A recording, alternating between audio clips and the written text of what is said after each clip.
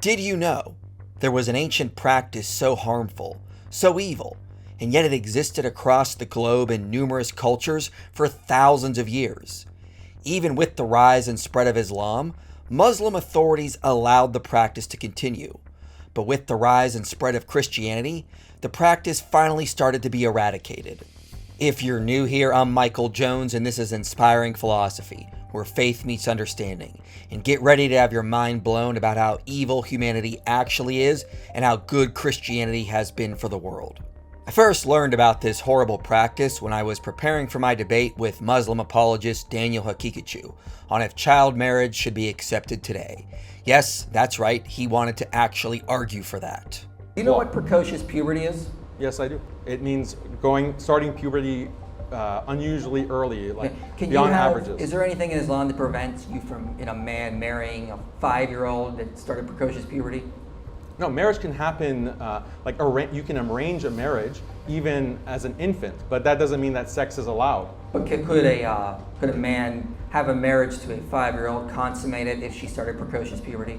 If she starts showing signs of physical maturity, then yes, that's permissible, as I stated. That's what about the age principle. 4? If there are signs 3. So this is something that becomes biologically impossible because precocious puberty, I have a study that shows it goes as early as 11 months. All right, well, that's something that the parents would not. The thing about Islamic marriage is that parents are involved at these ages. When I was preparing for that debate, I noticed that when the topic of child marriage came up, Daniel would cite a paper from psychologist Bruce Rind, which he obviously did not read. Hebephilia as mental disorder, a historical, cross-cultural, sociological, cross-species, non-clinical, empirical, and evolutionary review. So this is pretty comprehensive. It's by Bruce Rind. You see, Daniel was using this paper to argue that child marriage should be allowed, because the girls that are involved are not actually harmed, and that this is a normal human practice that has existed for thousands of years. But that's not what the paper was arguing. The paper was focusing on hebephilia, which is the sexual preference for pubescent children around the ages of 11 to 14.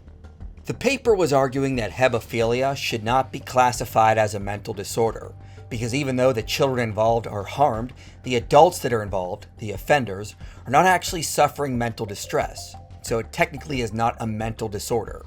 Now, I'm not saying I actually agree with that conclusion, but that's what the paper was arguing. So this is one reason we know Daniel Hakikachu didn't actually read the paper. It doesn't actually argue the girls involved are not harmed, and it doesn't argue that child marriage should be allowed. And if he had actually read the paper, he would never have cited it in a million years, because it actually focuses far more on boy hebephilia, and argues that that was a common human practice that has existed across the globe for thousands of years. Rind has a very disturbing chart where he lists the society, the age of the boys involved in the mature to immature homosexual behavior, the characteristics of each practices, and his sources where more details can be found. As you can see from how long and extensive his chart is, homosexual hebephilia practices and rituals were found in Europe, North Africa, West and Central Asia, Sub-Saharan Africa, Southeast Asia, Australia, Polynesia, and the Americas. It appears that wherever ancient and primitive humans existed, there was a perverted and twisted belief that it is okay to have intercourse with boys. But lust was not the only reason behind such evil practices. In many cultures, they believed it was actually necessary. In New Guinea, for example, the belief was that insemination grew boys into men. Insemination was thought essential for growth. Another paper that focused on medieval cultures throughout South Asia said, historically, pederasty has existed as a variety of customs and practices within different cultures. Pederastic practices have been utilized for the purpose of coming-of-age rituals, the acquisition of virility and manly virtue, education, and development of military skills and ethics. Even with the rise and spread of Islam, these practices continued. In Albania, boy bride practices became common.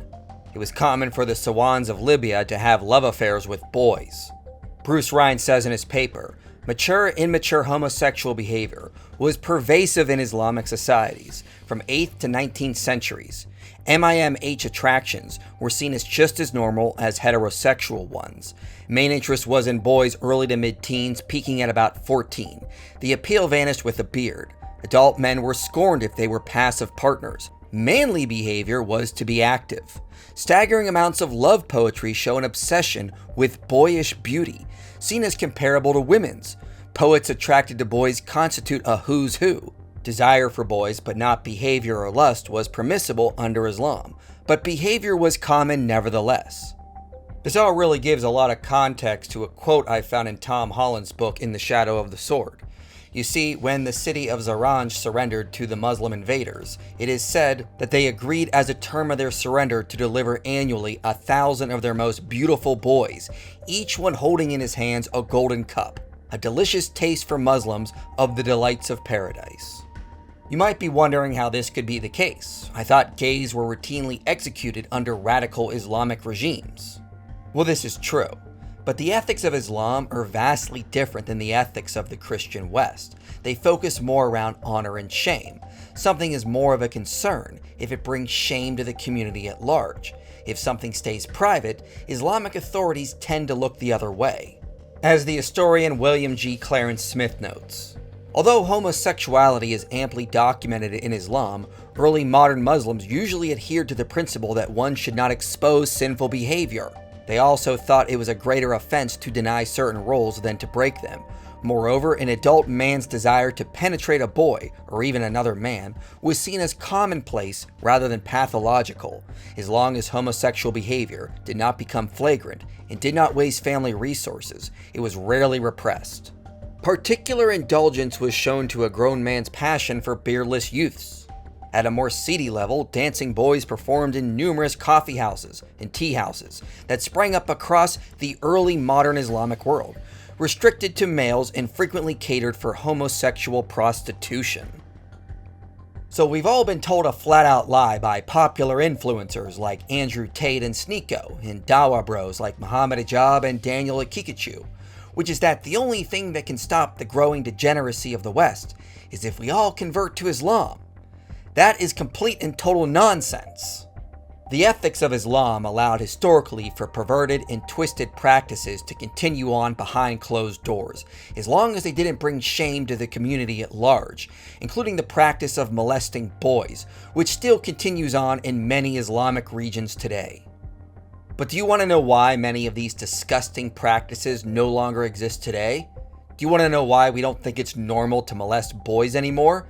It's because the rise and spread of Christianity eradicated many of these evil rituals and customs. Bruce Ryan repeatedly notes in his paper that many of these practices ended because of Western or Christian missionary influence. In Islamic societies, the tradition eroded in the late 19th century in reaction to Western abhorrence and efforts to modernize. In the Congo, the practice faded under British colonization. Such practices ended in dynastic China due to Western repugnance and efforts to modernize. Similar results happened in Java, Japan, and New Guinea. In fact, missionaries in New Guinea policed against it and were crucial in ending such harmful practices. In fact, the historian Edward R. Norman says, "It was the missionaries who ended mass human sacrifice in Central America in the 16th century, who secured the abolition of sati rights in India in 1829, who were martyred in Uganda in 1884 when they attempted to outlaw systematic pederasty at the court of the king of Buganda, and who everywhere used their influence to halt intertribal genocide." Historians have pointed out that Christianity was crucial for shaping modern Western values, and as we grew, we used our power in the West to end pederasty around the world. And Christianity's hatred of pederasty goes back to the early church. John Martins notes that early Christians were vehemently opposed to such practices. In fact, they invented a new word that meant child corrupter to describe pederastic behavior. Elizabeth A. Clark wrote, "Homosexual activity, especially pederasty, was strongly condemned by early Christian writers." O.M. Bakke said, "I believe therefore that we may safely conclude that the Christian sexual ethic brought a dramatic decline in the number of children, especially boys, who were involved in sexual relations with adults." And as Christianity spread, it gave rise to Western civilization, which used its influence to fight and end pederasty around the world, including sending missionaries out to do that as well. Now, I'm not saying Christians are perfect and have never engaged in such harmful practices, but there's no denying that Christianity was crucial for changing cultural norms and making us realize how evil and harmful pederasty actually is. And so we've learned some important things today. We've seen an example of just how depraved humanity actually is by allowing pederasty across numerous human cultures. We've also seen that Islam was helpless to end such evils, but Christianity was crucial for changing the culture and giving us a world where we know pederasty is inherently evil. And so if you're happy to live in a time and place where we know pederasty is evil, you should be thanking Christianity. And if you want to know more about how Christianity helped children be saved from abortions, infanticide, and lies of abuse, click this video here. You made it to the end of this video, which means this message matters to you. If you want to see more content like this reaching people for Christ, you can help make it happen. Your support makes these videos possible. Click the link below and donate today. And if you want to go even deeper, consider joining our Patreon community. You'll get early access to videos, behind-the-scenes content, and a place to connect with others passionate about this mission.